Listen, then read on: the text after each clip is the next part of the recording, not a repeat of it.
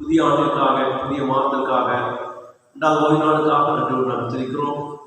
இந்த நாளில் ஆண்டவரை நாங்கள் ஆன்லைன் வழியாக உடைய திருவசனங்களையும் உடைய வார்த்தைகளையும் கேட்கும்படியாக ஆண்டவரை அந்த வாய்ப்புக்காக இருக்கிறோம். ஆண்டவரை உலகம் முழுவதும் ஆண்டவரை இப்படிப்பட்ட கொரோனா நோயினுடைய ஆண்டவரே மறுவடிவங்கள் வந்து கொண்டிருப்பதை நாங்கள் உணர்கிறோம். ஆனால் இவர்கள் மத்தியிலே அங்கே பாதுகாத்து வழிநடத்தி வந்திருக்கிறேன் சுவாமி. விரைவில் பொது முடக்கம் அகற்றப்பட்டு ஆலயத்தில் வந்து ஆண்டவரை தொழுது கொள்ள கர்த்தா வைக்கவே பாராட்டும். நோயினால் பாதிப்பட்ட மக்கள் எல்லாம் பாதுகாத்து சுகத்தை தந்து ஆண்டவரே ஆயுஷ்நாட்கள் கூட்டி கொடுத்து ஆண்டவரை துதிக்க தோத்தரிக்க நன்றி செலுத்த ஆண்டவர் இருக்கிறதாக இந்த நாளில் நாங்கள் கேட்கின்றதான ஆண்டவரே திருமுறை வசனங்களையும் பாடல்களையும் அறுமுறைகளையும் கொண்டாடுகளையும் கேட்டு திருவி அளிக்க வேண்டுமாய் கொண்டாடுகிறோம். இந்த வழிபாட்டை நீரை முன்னணி தொடர்ந்து நடத்தலாம். மீட்பெச்சமாக இயேசு கிறிஸ்து வழியாக வருகிறோம் தந்தையே, ஆமென். வழிபாட்டு காரணமாக நாம் யாருமாக நின்று கிறிஸ்துவை பாமாலையில் 22வது பாட்டை பாடுவோம். தூய தூய தூய சர்வவல்லநாதா ஏற்கென்றால் சங்கீதம் தூய தூய தூய புகழான ஏகம் காரணீரை தூய திரிகிற என்ற பாடலை எழுதிட்டு பாடுவோம்.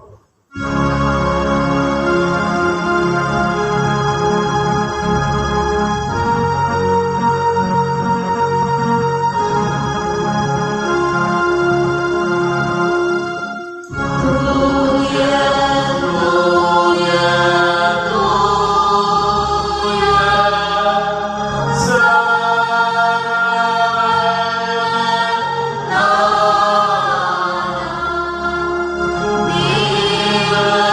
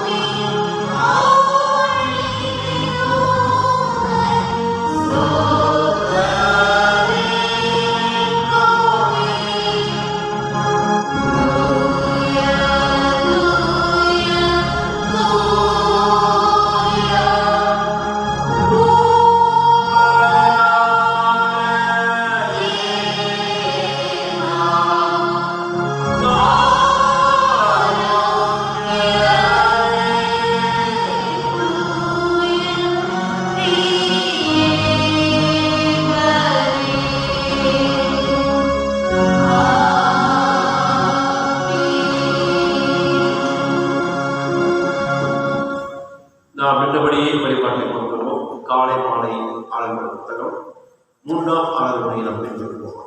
பக்கம் 23. நாம் கடவுளை தொழுவோம். கடவுள் ஆவியாக இருக்கிறார். அவரை தொழுது கொள்கிறவர்கள் ஆவியோடும் உண்மையோடும் அவரை தொழுது கொள்ள வேண்டும். நம்முடைய பிதாவாகிய கடவுளாலும் கர்த்தராகிய இயேசு கிறிஸ்துவினாலும் உங்களுக்கு கிருபையும் சமாதானம் உண்டாவதாக. இது கர்த்தர் உண்டோடு என்றால் இதை கழிவு மகிழக்கணும். சூரியன் உதிக்கும் திசை தொடங்கி அது அஸ்தமிக்கும் திசை மட்டும் கர்த்தருடைய நாமம் துதிக்கப்படுவதாக. கடவுள் அப்படியே இருக்கிறார். அவர் எவ்வளவு வேணும் இல்லை. அவர் ஒளிவிக்கிறது போல நாம் உடைய நடந்தால் ஒருவர் ஐக்கப்பட்டிருப்போம். அப்படி குமாரனாக இயேசு கிறிஸ்துவின் ரத்தம் சகல பாவம் இருக்கிறதை சுத்திகரிக்கும். பக்கம் 21. கர்த்தரின் வாசல்கள் அங்கிருந்தோடும் அற்பிரகாரங்கள் துதியோடும் பிரவேசிகள் அவர் நன்றி செலுத்தி அவர் நாமத்தை தோத்திரீர்கள்.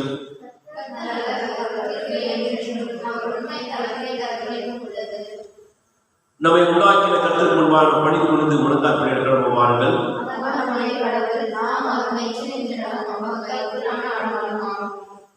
கர்த்தருடைய பருவத்தில் இருப்பவன் யார்? அவருடைய பரிசலத்தில் இருப்பவன் யார்?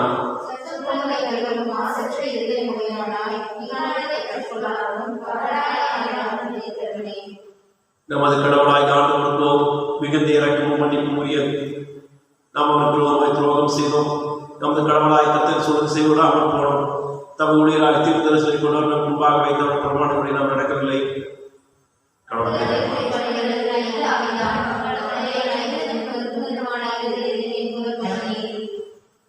வருத்தப்பட்டு பாரம் சுமக்கிறவர்களே, நீங்கள் எல்லாரும் இடத்திலே வாருங்கள். நான் உங்களுக்கு பாரம் தருவேன். நான் இடத்தில்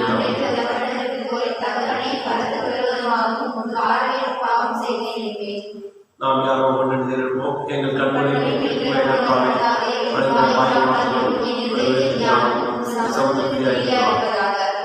ஜெபம் செய்வோமாக.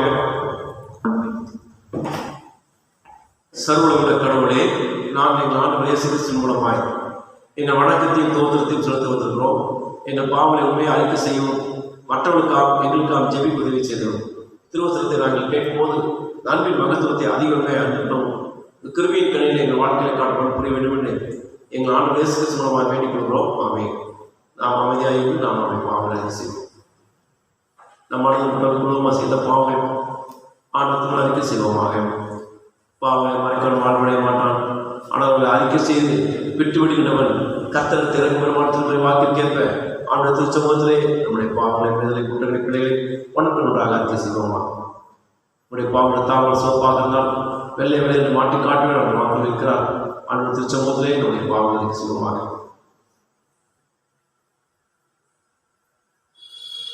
நம்முடைய பாவங்களை அறிக்கை செய்வதுமாக. 24ஆம் பக்கத்தில் இருக்கின்ற முதலாவது பாவத்தை ஜெபத்தை நாம் எடுத்துக் கொள்வோம். கடவுளே, ஒரு கிருபையின்படி எனக்கு இருக்கும். ஒரு இறக்கங்களின் பெருக்கத்துக்கு தக்கபடி என்பதை அழைத்துக் கொள்ளும். என் அக்கிரமம் நீங்க என்னை முற்றிலும் கழிவிடும். என் பாவங்களை என்னை சுத்திகரிக்கும். என் மீறுதலை நான் உணர்கிறேன். என் பாவம் எப்பொழுதும் எனக்கு முன்னிருக்கிறது. தேவன் ஒருவருக்கு விரோதமாக நான் பாவம் செய்து ஒரு பார்வையில் தீயினால் நடப்பித்தேன். கடவுளே, சுத்த இருக்க சிருஷ்டியும் இல்லை வரமான ஆவியை உலகத்தை திரும்பிடும். இந்த ரட்சணை சந்தோஷத்திற்கு எனக்குத்தான் உற்சாகமாக என்னை தாங்க முயற்சி. இரக்கமான ஆண்டவரே, உமது விசுவாசமாக இருக்க தினமாகி நாங்கள் சேலப்பாவனம் அரசு சுத்திகரிக்கப்படுவதற்கும் அமைதியான தொழில் செய்வதற்கும் எங்களுக்கு பாவங்களையும் சமாதானத்தை வழி செய்ய வேண்டும் என்று எங்கள் கர்த்தராகிய இயேசு கிறிஸ்து மூலமாக வேண்டிக் கொள்கிறோம். ஆமென். அமர்வோம். முதலாம் திருமுறை பாடம் வாசிப்பட கேட்போம்.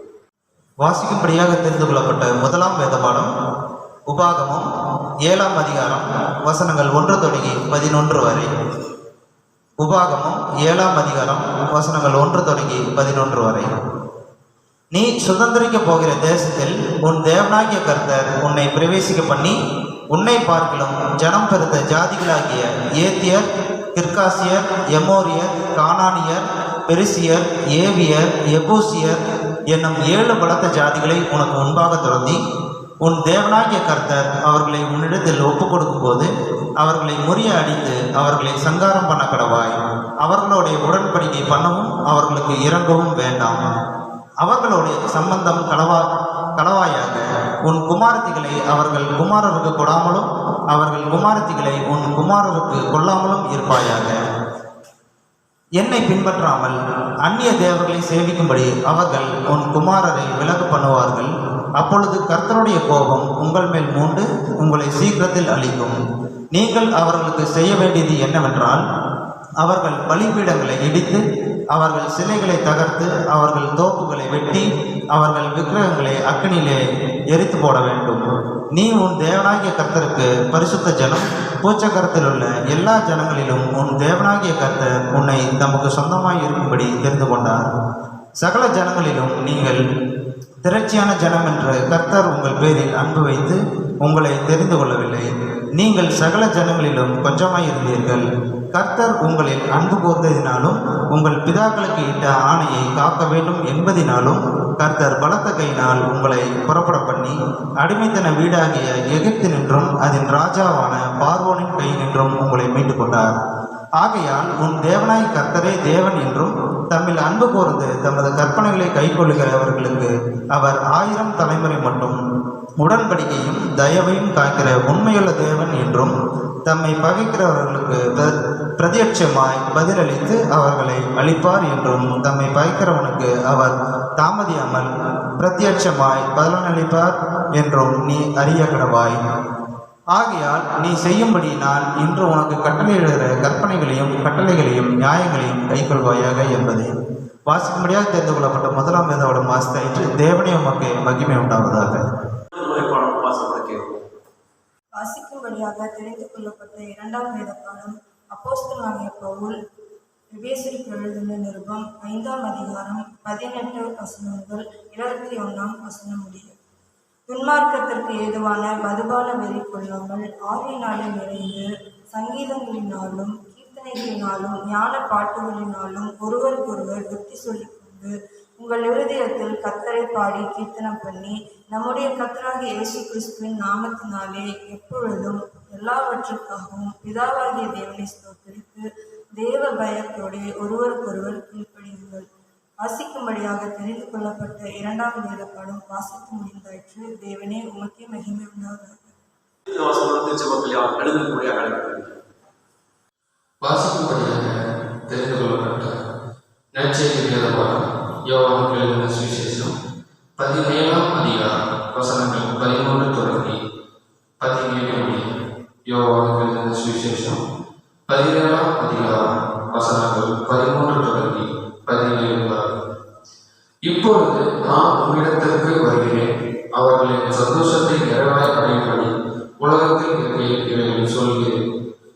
நான் உன்னுடைய வார்த்தையை அவர்களுக்கு கொடுத்தேன். நான் உலகத்தான் அல்லது போல அவர்களும் உலகத்தார் அல்ல. அதனால் உலகம் அவர்களை பகைத்தது.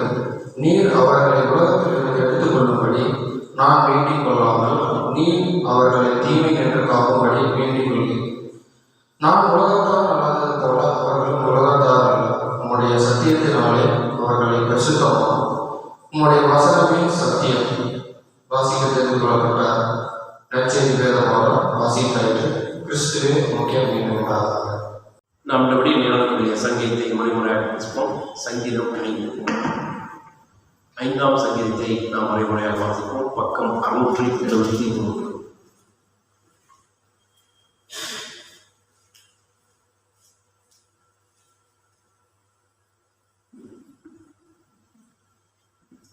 சங்கீதம் 5 மறைமுறையாக வாசிப்போம். கர்த்தாவே, என் வார்த்தைகள் செவிப்படும், என் தியானத்தை கவனியும். நான் இடத்தில் விண்ணப்பம் பண்ணுவேன். என் ராஜாவே, என் தேவனே, என் வேண்டுதல் சத்தத்தை கேட்டவரும். கர்த்தாவே, காலையில் என் சத்தத்தை கேட்டறிவேன். காலையில் உங்கள் நேரே வந்து ஆயத்தமாய் காத்திருப்பேன். நீ துன்மார்க்கத்தில் பிரியப்படுகிற தேவன் அல்ல. தீமை உன்னிடத்தில் சேர்வதில்லை. வீம்புக்காரர் உங்களுடைய கண்களுக்கு முன்பாக நெருங்க மாட்டார்கள். அக்கிரமக்காரர் யாரும் மறுக்கிறீர். பொய்க்கை சொல்வதை அடைகளை இரத்தத்தினையும் சூதுள்ள மனுஷனையும் கர்த்தர் அருளுகிறார்.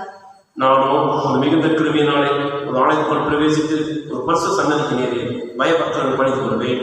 கர்த்தாவே, என் சத்துருக்கள் நிமித்தம் என்னை உம்முடைய நீதியிலே நடத்தி எனக்கு முன்பாக உம்முடைய வழியை செவ்வாய்ப்படுத்தும்.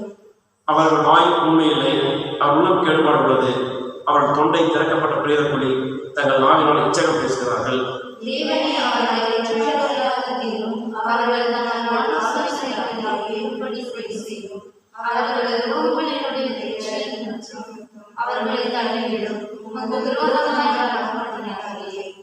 உம்மை நம்புகிறவர்கள் யாரும் சந்தோஷித்து என்னாலும் கம்பிப்பார்களாக. நீர் அவனை காப்பாற்றவே. உம்முடைய நாமத்தை நேசிக்கிறவர்கள் கல்வி கொள்வார்களாக.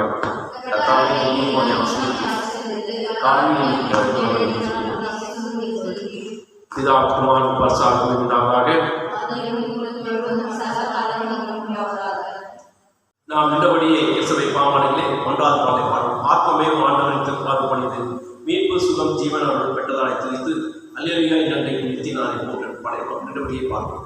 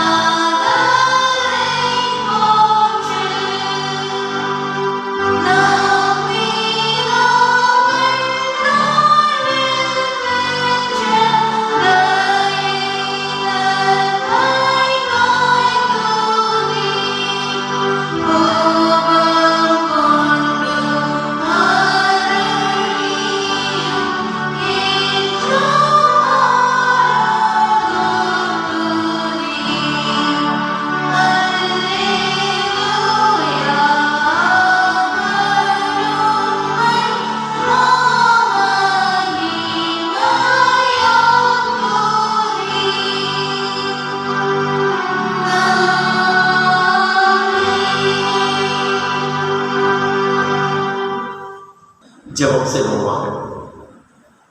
கிருபை இறக்கம் இந்த எங்கள் கடவுளை நன்மையான கிறிஸ்து தந்தையே, இந்த புத்தாண்டிலே 2வது நாளிலே ஆண்டவரே நாங்கள் நம்மை தொழுது கொள்ளவும் ஒரு திருமலை வாக்கியங்களை குறித்து தியானிக்கவும் இந்த வாய்ப்பு காய்ச்சிருக்கிறோம். அடியாரை மறைத்து வெளிப்படுத்துவோம். இப்பட்சமாக இயேசு கிறிஸ்து வழியாக தந்தையே ஆமென். தந்தை மனிதன் தூயாவின் திரைப்பெறும் யாவரும் வார்த்தை தெரிவித்துக் கொள்கின்றேன். தென்னிந்திய திருச்சி ஒழுங்கின்படி நிறுவனக்குரிய சிந்தனை என்னவென்றால் பி ஹோலி என்பதாகும். பரிசுத்தமாய் இருங்கள் என்பதாகும். இந்த நாளிலே ஆன்லைன் சர்வீஸ் வழியாக நாம் அமர்ந்து அவனுடைய திருவசனங்களை கேட்க இருக்கின்றோம். திடீரென்று அரசு இப்படிப்பட்ட ஒரு முடிவு எடுத்திருக்கிறது.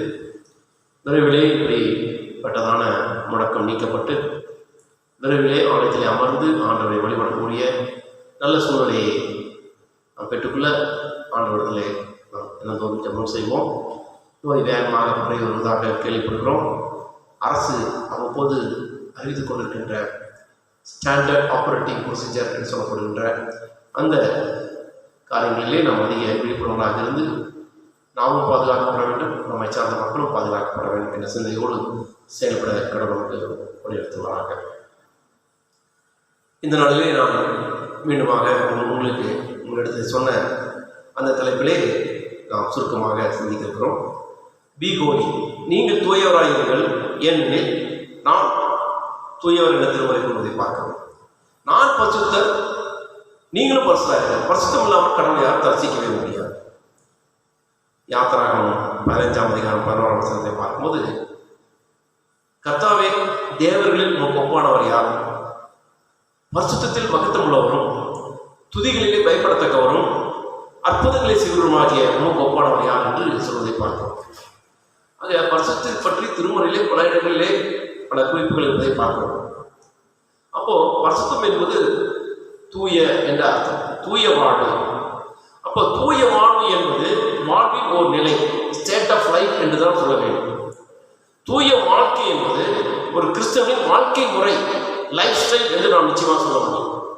இந்த தூய வாழ்க்கை கடவுளின் வாழ்வு நெறி என்பதால் தம் படைப்பான மனுக்குலமும் அப்படிப்பட்ட தூய வழியில் நடத்த வேண்டும் என்று நடக்க வேண்டும் என்று கடவுளுடைய விருப்பம். அப்போ தூய்மையுடைய மனிதர்களும் தூய்மையற்ற மனிதர்களையும் கூட கடவுள் நிச்சயமாக பராமரித்து பாதுகாத்து கொண்டுதான் இருக்கின்றார்.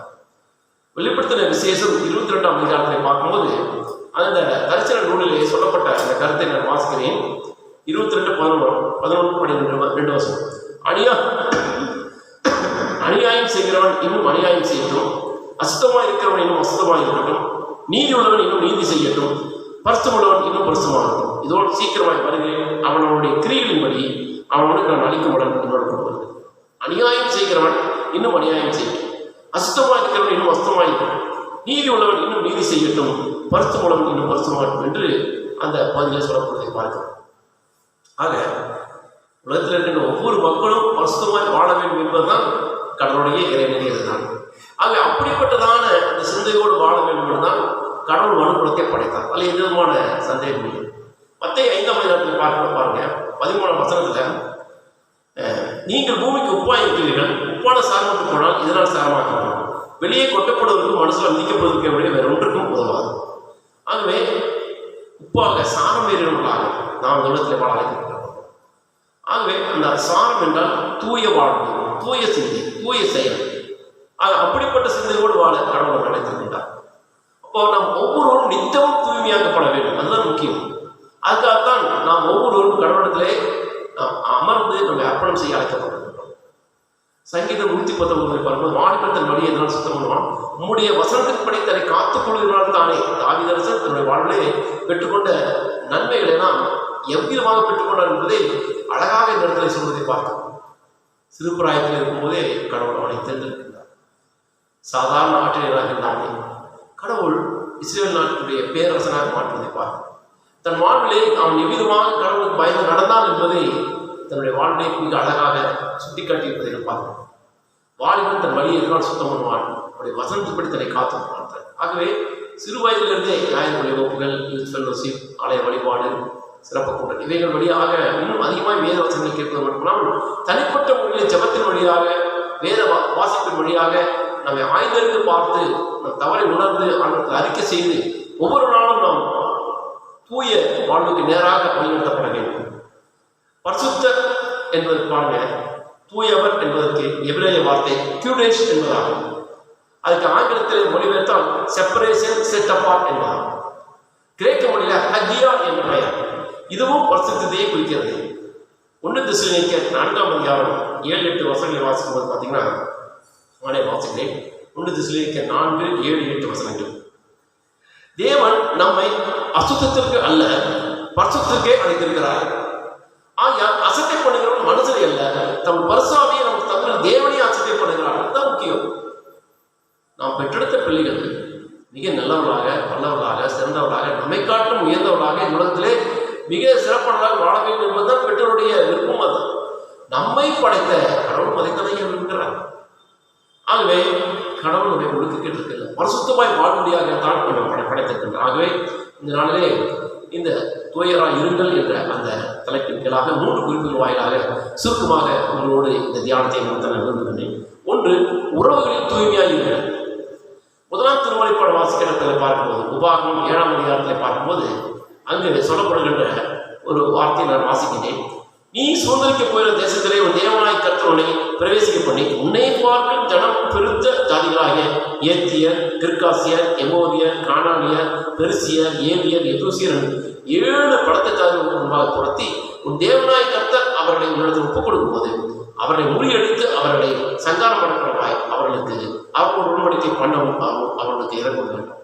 இப்போ கடவுள் இறை மக்கள் கிட்டத்தட்ட 430 ஆண்டு காலமாக யோசேப்பு வழியாக பஞ்சத்தில் பிழைக்க போன இந்த இஸ்ரேல் மக்கள் எகிப்திலே அடிமைத்தனத்திலே இருந்தபோது மோசே வழியாக அழைத்து 40 ஆண்டு கடவுள் யாத்திரை வழியாக வந்து கடைசியில் அவர்கள் பாலத்தில் ஓடுகின்ற கானான் தேசத்துக்கு வருகிறார்கள். ஆக அது கூட சொல்லப்பட்ட வார்த்தையாக. ஆகவே 7 வகையான மக்கள் விரலை காட்டிலும் எண்ணிக்கையிலும் வலிமையிலும் பலத்த மக்கள் வாழ்ந்த அந்த மக்களை துரத்தி அடித்திருப்பதால் இவர்கள் அங்கு சென்றார். ஆனால் கடவுள் கொடுக்கின்ற ஒரு ஆலோசனை என்றால், அன்பான ஆலோசனை, நீ அவர்களோடு உடன்படிக்கை செய்ய வேண்டாம், அவளுக்கு இறங்க வேண்டாம். அது மட்டுமல்ல, அவர்களோடு சம்பந்தம் கலவாயாக உங்கள் குமார்த்திகளை அவர்கள் குமார்த்திகள் கூடாமலும் உங்கள் குமாரருக்கு கூடாமலும் அவர்கள் குமார்த்திகளை குமாரர் கொள்ளாமல் இருப்பாயாக. ஏன் சொல்லுகிறார்கள்? என்னை பின்பற்றாமல் அந்நிய தேவனை சேவிக்க முடியும் அவர்கள் உங்கள் குமாரன் மேற்கொள்வார்கள். அப்பொழுது கர்த்தருடைய கோபம் உங்கள் மேல் மூண்டு உங்களை சீக்கிரத்தில். ஆகவே இதன் காரணம் யாத்திராக 20:3 பார்க்கும்போது 10 கற்பில் ஒரு கற்பனை என்னை எண்ணி வேறு தேவன் உண்டாக்க வேண்டும். அதைத்தான் இந்த இடத்துல கடவுள் சுட்டி காண்பதை பார்க்கணும். அப்போ வாக்குத்தத்தம் பண்ணப்பட்ட தேசத்திலே கடவுள் இறைச்சிக்கும்படி வாழ வேண்டும் என்றால் அவர் சொன்ன நெறிமுறைகளிலே நாம் காட்டும்போது நாம் நிச்சயமாக இந்த உலகத்திலே பரிசுத்தமாய் வாழ முடியும் என்ற எதுவான ஐயப்பாடு இல்லை. ஆகவே கடவுளுக்காக தேர்ந்தெடுக்கப்பட்ட இந்த இறை மக்கள் ஏன் அவ்விதமாக தவறான வழிக்கு செல்லக்கூடாது என்று சொன்னால் கணவன் நிமித்தமோ மனைவி நிமித்தமாகவோ பிற மக்களை திருமணம் செய்யும்போது அந்த கணவன் மேல் வைத்திருக்கின்ற விசுவாச பற்றுறுதியை நடுவர்கள் 1 ராஜாக்கள் 11:47 பார்க்கும்போது சாலமோன் ஞானி தாவீது அரசனுடைய மகன் அந்த பகுதியில் வாசிப்பீங்கன்னா இல்லத்தில் சில வாசிப்பாங்க. 1 ராஜாக்கள் 11:48 இஸ்ரேல் நாடு என்ற மிக பறந்து விரிந்த நாடு சாலமோனுக்கு அப்புறம் 2 நாடாக வடநாடு தென்னாடாக அது பிரிந்து போயிட்டு வடநாடு இஸ்ரேல் யூதேயா என்றும் தென்னாடாக பிரிந்து பார்க்கிறோம். ஏன் பிரிந்தது என்றால் சாலமோன் ஞானி உலகத்துக்கே மிகப்பெரிய ஞானி.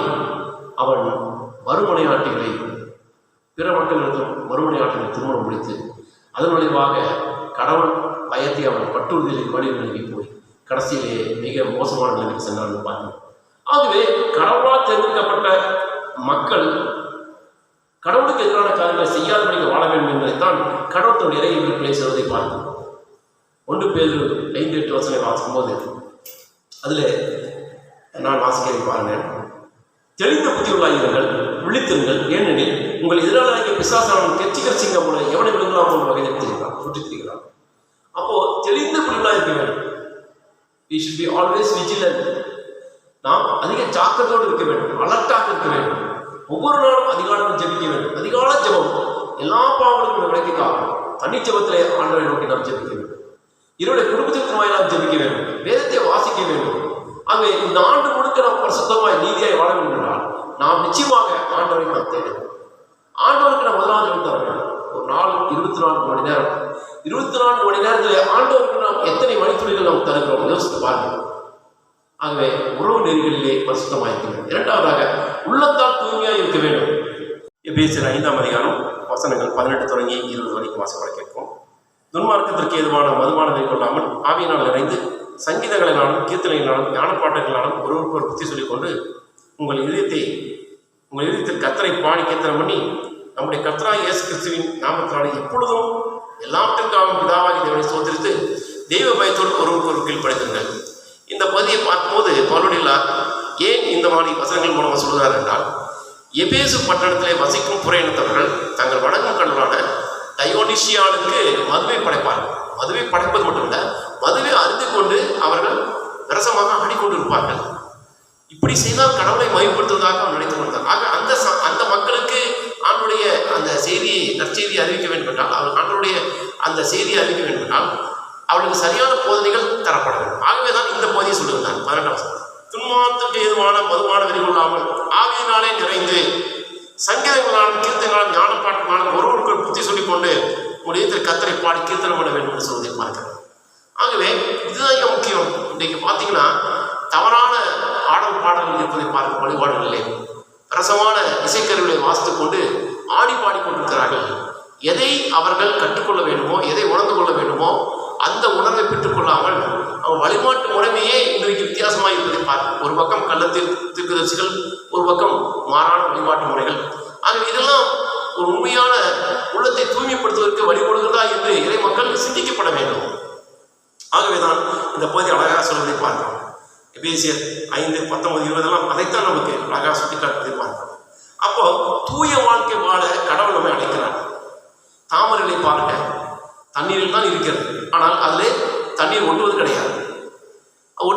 அதே போல் தான் இந்த மீன், கடலில் வாழ்கிற மீன் சமைக்கும் போது நம்ம நிச்சயமாக பூ போட்டு தான் சமைக்கிறோம். அப்போது இப்படிப்பட்ட ஒரு நல்ல சிந்தையுடைய மக்களாக உலகத்தில் வாழ்ந்தாலும் நாம் உலகத்தார் அல்ல என்ற சிந்தையுடையவர்களாக வாழ அழைக்கப்பட்டோம். ஆகவே அதனால் நாம் உலகத்தை விட்டு ஓடி போய் விட வேண்டிய அவசியம் இல்லை. நாம் உலகத்தில் வாழ்ந்தால் பிறருக்கு சாட்சியாக வாழ அழைக்கப்பட்டோம். 3வதாக உலகத்தில் தூய்மையாக இருங்கள். உலகத்தில் தூய்மையாக இருங்கள். நாம் வாழ்கின்ற உலகத்திலே நாம் ஆண்டவருக்கென்று சாட்சியாக வாழ அழைக்கப்பட்டிருக்கிறோம். 3வது திருமறை பாடம் நற்செய்தி பகுதியில் வாசிக்கிறதை பார்க்கும்போது யோவான் 17ஆம் அதிகாரம் இது ஒரு சிறப்பு வாய்ந்த ஒரு பகுதியாகும். ஆண்டவராகிய இயேசு கிறிஸ்து சிலுவையில் அறையப்படுவதற்கு முன்னதாக கடைசியாக ஆற்றின அருளுரை என்று தான் சொல்ல வேண்டும். அருளுரை காட்டும் ஜபம் என்றே சொல்லலாம். ப்ரீஸ்ட்லி ப்ரேயர் என்று சொல்லுவார்கள். இந்த பகுதி மிக அழகான ஒரு பகுதியை பார்க்கிறோம். இந்த பகுதியிலே அவர் சீடர்களுக்கு பல்வேறு அறிவுரைகளை கூறுவதை பார்க்கிறோம். அந்த பகுதியில் இருக்கின்ற 13-11 வசனங்கள் 13-17 வரைக்கும் வாசிக்க கேளுங்கள்.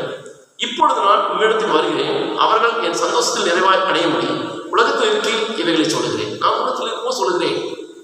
நான் உம்முடைய வார்த்தையை அவர்களுக்கு கொடுத்தேன். நான் உலகத்தாரால் நடந்து போல அவர்களும் உலகத்தார் வந்தார். அதில் உலகம் அவர்களை பகைத்தது. நீர் அவர்களை உலகத்திலிருந்து எடுத்துக்கொள்ளும்படி நான் வேண்டிக் கொள்ளாமல் நீர் அவர்களை தீமையிலிருந்து காக்கும்படி வேண்டிக் கொள்கிறேன். நான் உலகத்தாரால் இல்லாது போல அவர்களும் உலகத்தார் அல்ல. உங்களுடைய சத்தியத்திலே அவர்களை பரிசுத்தமாக்கும். உங்களுடைய வசனமே சத்தியம். அப்போ இந்த உலகத்திலே பரிசுத்தமாய் வாழ்வதற்கு திருமறை வசனங்கள் தான் மிக மிக முக்கியமானது என்பதை ஆண்டவர் இயேசு தன் சீடர்களுக்கு சொல்லுகிறார். இந்த பகுதியிலே திருச்சபைக்கு, சீடர்களுக்கு, உலகத்துக்கு இந்த பகுதியில் பார்த்தீங்கன்னா யோவான் நற்செய்தி நூல் 17ஆம் அதிகாரம் முழுக்க நீங்கள் வாசிப்பீர்கள். ஆண்டவர் இயேசு கடைசியாக தன் தந்தையாரத்தில் ஜெபித்த ஜெபத்தை மிக அழகாக பதிவு செய்திருக்கிறார். ஆகவே இந்த இறைவனின் வார்த்தை என்பது சாதாரணமானதல்ல, அது மிக சிறப்பானது.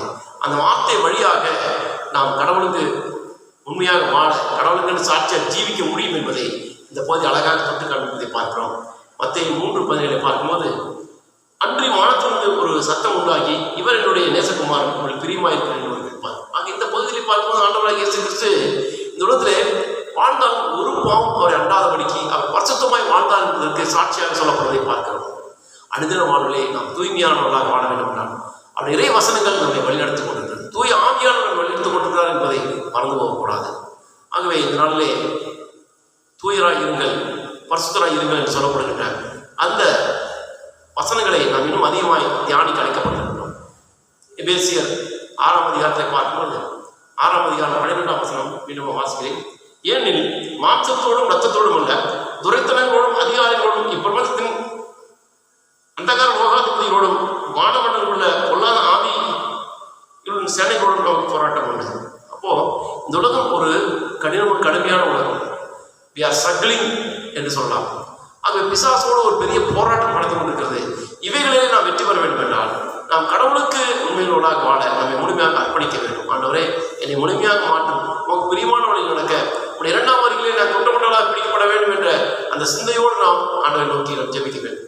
அப்படியா ஜெபிக்கும் போது கடவுள் நமக்கு தேவையான ஆசீர்வாதத்தையும் இரக்கத்தையும் தந்து இந்த உலகத்திலே ஆண்டவர்கள் சாட்சியாக ஜீவிக்கக்கூடிய கிருபையை நமக்கு நிச்சயமாக தந்துள்ளார்.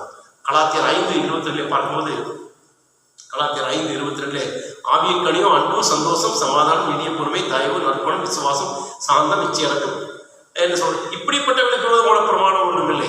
அப்போ தூய்மையாய் வாழ்வதற்கான நெறிமுறைகள், படிநிலைகள் அழகாக சொல்லப்படுவதை பார்க்கிறோம். அப்போ நம்முடைய வாழ்க்கையிலே என்ன இருக்க வேண்டும்? அன்பு இருக்க வேண்டும், சந்தோஷம் இருக்க வேண்டும், சமாதானம் இருக்க வேண்டும், நீடிய பொறுமை, தயவு, நற்குணம், விசுவாசம், சாந்தம், இச்சையடக்கம். இப்படிப்பட்டவர்கள் இருக்கும்போது மட்டுமே நாம் தூய்மையானவர்களாக இருக்கிறோம் என்பதே ஒரு அடையாளமாக இருப்பதை பார்க்கிறோம். ஆக இந்த நாளிலே நாம் கேட்ட செய்திகளிலே நாம் பரிசுத்தமாக இருக்கிறோமா இல்லையா என்பதற்கு திருமறை கொடுக்கின்ற சான்று நெறிகளிலே நம்ம ஆராய்ந்து பார்த்து விசுவாச பயணத்தை தொடர்ந்து ஓடத்தான் கிருபை செய்வராக. நிறைவாக ஒரே ஒரு நிகழ்வை மட்டும் சொல்லி நான் முடிக்கின்றேன். உலக நாடுகளெல்லாம் அனைத்தையும் தன் ஆட்சி கீழ் கொண்டு வரும் என்று அலெக்சாண்டர் மேலாகும் கிரேக்க மன்னர் வரைப்படி நமக்கு தெரியும். வரலாற்றிலே மிக சிறந்த புகழ் வாய்ந்த ஒரு பேரரசர். அவர் காசா நகரை வென்றுவிட்டு எருசலேம் நகருக்குள்ளாக நுழைய வேண்டும் என்று அவர் விரும்புகிறார். அவர் படை வீரர்களோடு உள்ளே நெருங்கி வரும்போது அந்த சமயத்தில் எருசலேமில் முதன்மை குருவாக இருந்தவர் கெக்கோவா என்பவர். அவரை கேள்விப்பட்டு என்ன செய்தார்? ஊரில் இருக்கிற அத்தனை குருவானவர்களுக்கும் அந்த குரு ஆடை அணிந்து கழுத்திலே பட்டயத்தை வைத்து அவர்கள் எல்லாரும் அந்த வீரர்களுக்கு எதிராக அணியணியாக அனுப்பினார். எல்லாரும் அங்கிருந்து அப்படியே வரும்போது அவர்களும் வீரர்கள் நேரடியாக வருகிறார்கள், இவர்களும் நேரடியாக வருகிறார்கள். வரும்போது தூரத்தில் இருந்த அலெக்சாண்டர் பார்க்கிறார். பார்க்கும்போது வருகின்ற அவருடைய அந்த முகத்திலே, அந்த உடலிலே பசுமண்ணாலான ஒரு பட்டத்தை பார்க்கிறார். அதில் ஆண்டவருக்கு பரிசுத்தம் என்று இருப்பதை பார்க்கிறார். இது பார்த்த உடனே அலெக்சாண்டருக்கு மனதிலே ஒரு மிகப்பெரிய ஒரு கலக்கம் ஏற்படுகிறது. ஆகவே நான் ஏன் இவர்களை வென்று இவர்கள் எல்லாம் தனக்கெல்லாம் கொண்டு வர வேண்டும், இவர்கள் கடவுளுக்கு பரிசுத்தமாய் வாழ்கிறார்களே என்று சொல்லி உணர்ந்தவனாக தன் படைவர்களை திருப்பி கொண்டு சென்று விட்டான். நீங்கள் சமாதானமாக இருங்கள் என்று சொல்லி இப்போ இங்கே என்ன தெரிஞ்சுக்கலாம் அப்படின்னா, நம்ம பரிசுத்தமாய் வாழும்போது பிசாசானவன் நம்ம மேற்கொள்ள வராதபடிக்கு அவன் நம்ம பின்னிட்டு சென்று விடுவான். நான் பரிசுத்தமாய் வாழும்போது நிச்சயமாக இல்லையா, நீங்கள் எத்தனையோ எடுத்துக்காட்டுகளை சொல்லலாம். நோய் நொடிகள் வராமல் இருக்க வேண்டும் என்றால் நோய் எதிர்ப்பு சக்தி வேண்டும், சுத்தமாக இருக்க வேண்டும். இன்னைக்கு எத்தனை ஸ்டாண்டர்ட் ஆப்ரேஷன் ப்ரொசீஜர்லாம் பார்க்கணும். ஆகவே நாம் பரிசுத்தமாக இருக்கும்போது மட்டுமே நம்மை பிசாசானவன் பண்ணாமல் இருப்பான். ஆகவே ஆண்டவர் அதைத்தான் மகிழ்கிறார். ஆகவே தூய்மையாக்கப்பட்ட இருதயம் வைரக்கிரீடம் பதித்த சிரசை விட சிறந்தது என்று ஒரு அறிஞர் சொல்கிறார். மீண்டும் சொல்றேன், தூய்மையாக்கப்பட்ட இருதயம் வைரக்கிரீடம் பதித்த சிரசை விட சிறந்தது என்று சொல்கிறார் ஹென்றி வாழ்ந்தவர். ஆகவே இந்த நாளிலே நாம் எவ்விதமாய் வாழ்ந்து கொண்டிருக்கிறோம் என்பதை ஆராய்ந்து பார்த்து இந்த புத்தாண்டில் இன்னும் அதிகமாய் ஆண்டவர்களாக வாழ ஆண்டவர் நமக்கு கிருபை செய்வாராக. 1 பேர் 2:9 வாசிக்கிறேன்.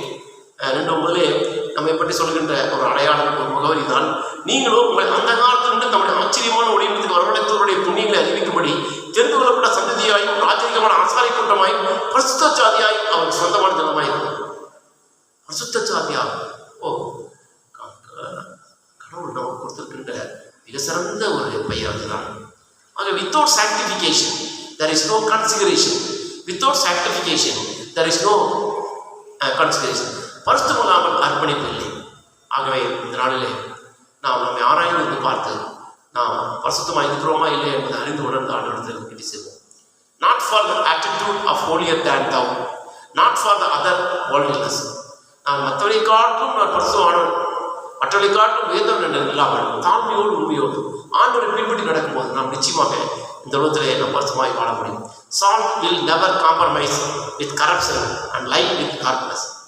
உப்பு கெட்டு போக சற்றுமே சம்மதிக்காது, ஒளி இருளை சற்றும் சார்ந்து கொள்ளாது, ஏற்றுக்கொள்ளாது. ஆகவே இந்த உலகத்தில் வாழ்கின்ற நாம் வெளிச்சத்தின் பிள்ளைகளாக வாழ்கின்ற நாம் ஆண்டவரை பின்பற்றி நடக்கின்ற பிள்ளைகளாக நாம் நம்முடைய சொல், செயல், எண்ணங்கள், சிந்தனைகள், பார்வைகள் அனைத்தும் ஆண்டவர் பிரதியாக இருக்கிறோம். மற்ற இடத்துல பேசும்போதும் பழகும்போதும் நாம் ஆண்டவரை பிரதிபலித்து காண்பிக்கக்கூடிய ஒளியின் பிள்ளைகளாக, வெளிச்சத்தின் பிள்ளைகளாக வாழ ஆண்டவர் கிருபை செய்வாராக. அப்போதுதான் நாம் இந்த உலகத்திலே தூயவர்களாக வாழ முடியும். ஆண்டவர் தாமே திருமலை ஆசிரியப்பாராக. ஜெபம் செய்வோம். நல்ல ஆண்டவரே, இந்த நாளிலே நாம் கேட்ட சத்தியங்களுக்கு நன்றி செலுத்துகிறோம். பரிசுத்தமாய் இருங்கள் என்று சொல்லி கேட்கலாம். இந்த உலகத்தில் பரிசுத்தமாய் வாழ முடிய கிருபை எங்களுக்கு அதிகமாய் தேவை.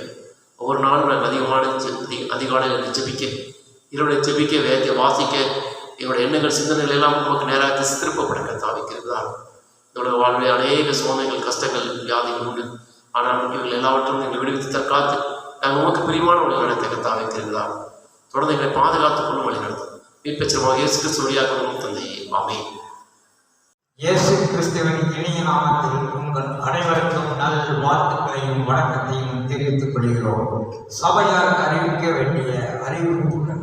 இந்த வாரம் பிறந்த நாள் நாம் திருச்சபை மக்கள் 11/1/2022 மிஸ்ஸஸ் லிண்டா ஐசன் Selvakumar, 12/1/2022 Mr K Abel Andrews, 12/1/2022 Mr K P Priyakumar, 12/1/2022 செல்வி அபிஷா மெலாக்ரேன் daughter of Regina Mary, 13/1/2022 Mr J Charles, 14/1/2022 Mrs Mariyammal வின்சென்ட்மார், 15/1/2022 மிஸ்ஸஸ் பீட்டா போர்டி, 15/1/2022 மிஸ்ஸஸ் ராஜசேகர் போர்டி.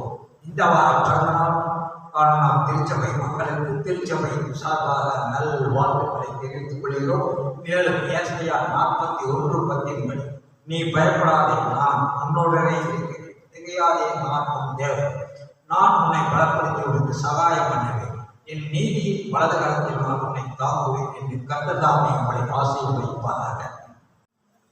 கொரோனா ஊரடங்கு அமலில் உள்ள காரணத்தால் வார நாட்களில் காலை 11 முதல் 1 மணி வரை ஆயர் மற்றும் பொருள் ஆகியோர் ஆலய அலுவலகத்தில் இருப்பார்கள். அவர்களிடம் தசமபாக தொகை, சந்தா தொகை, ஏலத்தொகை ஆகியவற்றை செலுத்தி ரசீது பெற்றுக் கொள்ளுமாறு அன்புடன் கேட்டுக் கொள்ளப்படுகிறார்கள். இத்துடன் சபையாருக்கு அறிவிக்க வேண்டிய அறிவிப்புகள் முடிவும் பெற்றது. திருமண அறிவிப்பு. நமது சபையை சேர்ந்தவரும் கோவில் வசிக்கும் திரு சி மகேந்திரன், திருமதி ஜாய்ஸ் கிருபாவதி என்புடைய மகன் செல்வன் எம் மனோஜ் என்பவரும், திருச்சி திருச்சபை கோவை திருமண்டலம் சிஎஸ்சி கிருஷ்ணர் ஆலயம் என்னுடைய சார்ந்த திரு செல்லத்துறை திருமதி சாந்தி என்னுடைய மகள் செல்வி எஸ் தாரணி என்பவரும் திருமணம் செய்து கொள்ளப்போறான்னு அறிவிக்கப்படுகிறது. இவர்கள் திருமணம் செய்து கொள்ளக்கூடாத நியாயமான காரணம் மற்றும் முகாந்திரம் எதுவும் இருந்தால் அந்த சபை நிர்மாணம் எடுத்து தெரிவிக்க கேட்டுக்கொள்கிறீர்கள். இது இவர்களுக்கு 2ஆம் அறிக்கை. நாம் ஒரு காட்சி செய்வோம். ஆண்டவரை தூய திருவிழா இணைக்கப்பட இருக்கின்ற மணமக்களுக்காக நிறுவனத்தை கொண்டாடுகிறோம். இவர்கள் வாய்ப்பு இது வீட்டார்கள் உடலுக்கும் தேக ஆரோக்கியத்தை தந்து திருமண நாளிலே சிறப்பான கல்வி தந்து கடவுளை இணைக்கப்பட்ட சாட்சி ஜீக்கு அளித்தார். எல்லாவற்றையும் மேற்பெற்றமாக இயேசு கிறிஸ்து வழியாக நிறுவனம் தந்தையே ஆமென். நாம் யாரும் கண்டபடியே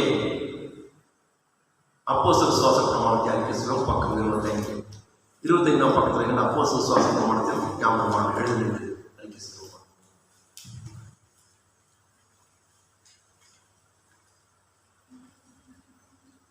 வானத்தையும் பூமியும் படைத்த சர்வங்க பிதாவாகிய தேவனை விசுவாசிக்கிறேன். அவருடைய ஒரே குமாரனாகிய நம்முடைய நாத இயேசு கிறிஸ்துவை விசுவாசிக்கிறேன். அவர் பரிசுத்த ஆவியினாலே கன்னிமையாக தமக்கு ஒப்புவித்துக் கொண்டார்.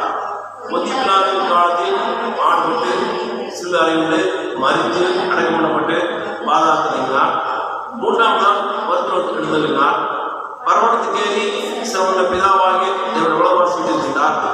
அவளுக்கு உயிரோரையும் மருத்துவரையும் நாட்டி வருவார். பரிசுத்த விசுவாசிக்கிறேன். பொதுவாய்க்கிற பரிசபையும் பரிசுத்த ஐக்கியமும் பாவ மன்னிப்பும் சரீர உயிர்த்தலும் நித்திய ஜீவனும் விசுவாசிக்கிறேன். ஆமென். நாம் இன்றபடியே கிறிஸ்துவ கீர்த்தனை 99வது பாடலை பாடும். ஆவியார் சுவாமி எனக்கு ஆயுள் கொடுத்த பாடத்தில் அரசியல் பாடலை நாம் இன்றபடியே பாடும்.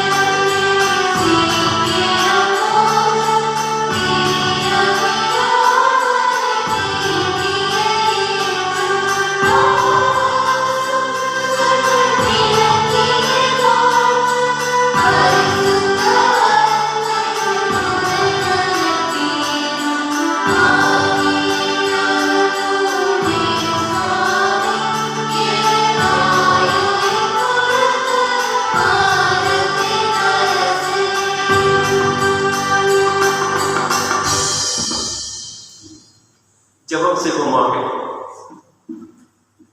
கிருபையும் இறக்கம் நிறைந்த எங்கள் கடவுளை உங்கள் தந்தையே, புதிய ஆண்டை எங்களுக்கு அற்புடைய தந்தை சுவாமி, இந்த ஆண்டிலே முதல் மாதத்திலே 2ஆம் வாரத்திலே நாங்கள் யாருமாக ஆண்டவரே நாங்கள் படத்தில் வந்திருக்கிறோம் சுவாமி. ஒரு வேலை ஆலயத்தில் அமர்ந்து நம்முடைய துறை இல்லாட்டாலும் அவருடைய இல்லத்தில் இருந்து ஆன்லைன் வழியாக இப்படிப்பட்டதான வழிபாட்டை பல்வேறு மொழியான கருது சுவாமி.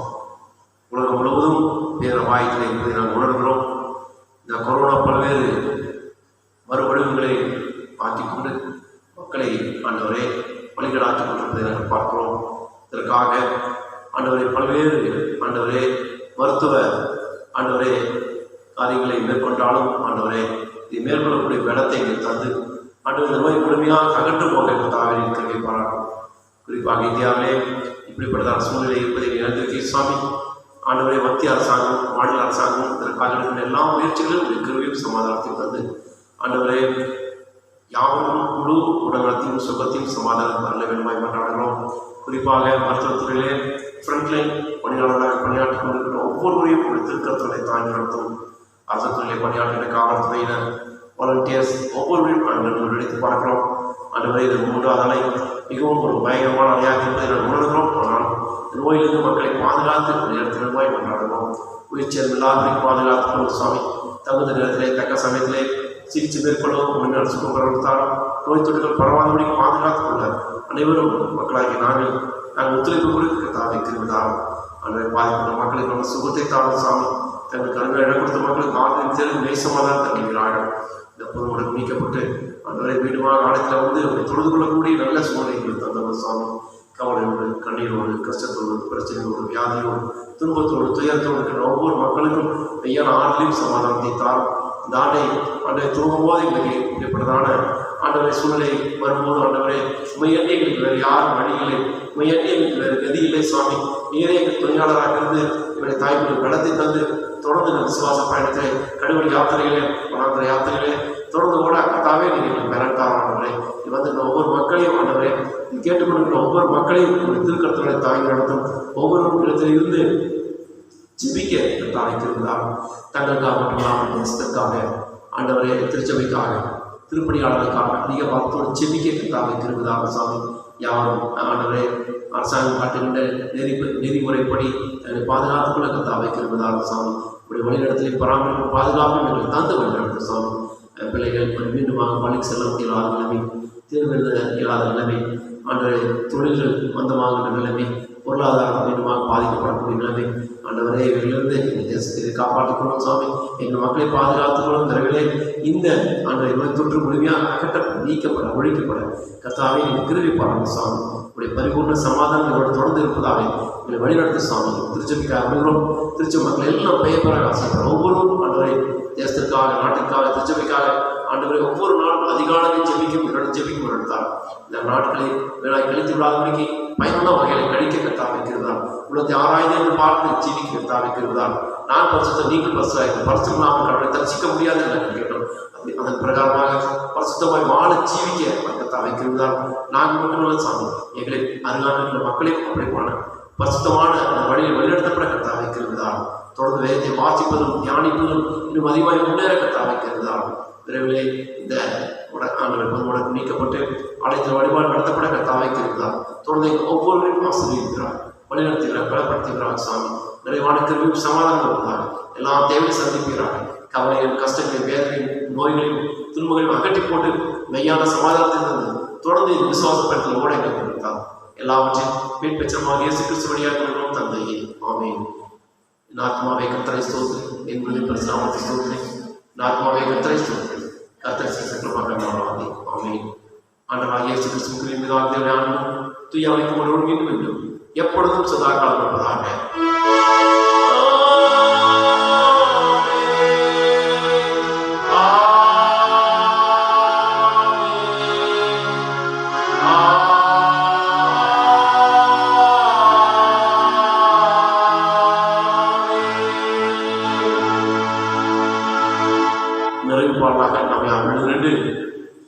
முடிவுப்படி 4வது பாடலை பாடும். தெய்வ ஆசீர்வாதத்தோடு அடியாரை அனுப்பும் வார்த்தை புஸ்தகம் இப்போதுமே தேடிவது வரலாறு மற்றும் மோட்ச வகுப்புகளுக்கு வார்த்தை பாடலை நாம் வெளியிடுவோம்.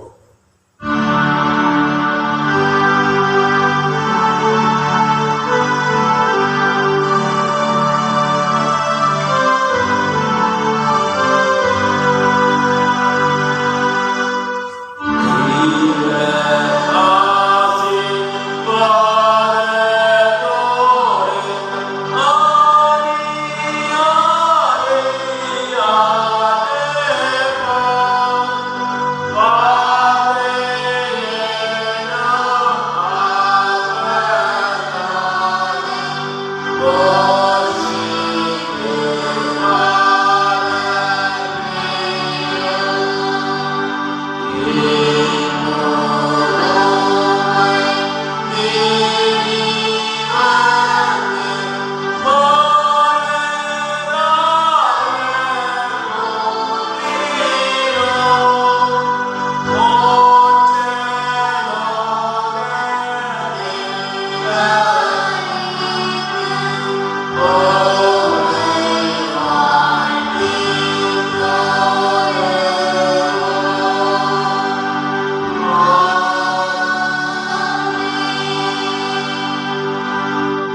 கர்த்தர் கொடுப்பாராக.